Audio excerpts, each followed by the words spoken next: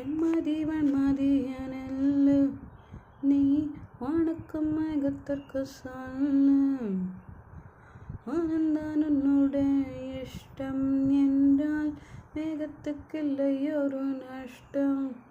உன்னை என்றோடு நான் மறப்பேனே உன்னால் என் நெஞ்சில் பூத்த காதல் மேலும் மேலும் துன்பம் துன்பம் வேண்டாம்.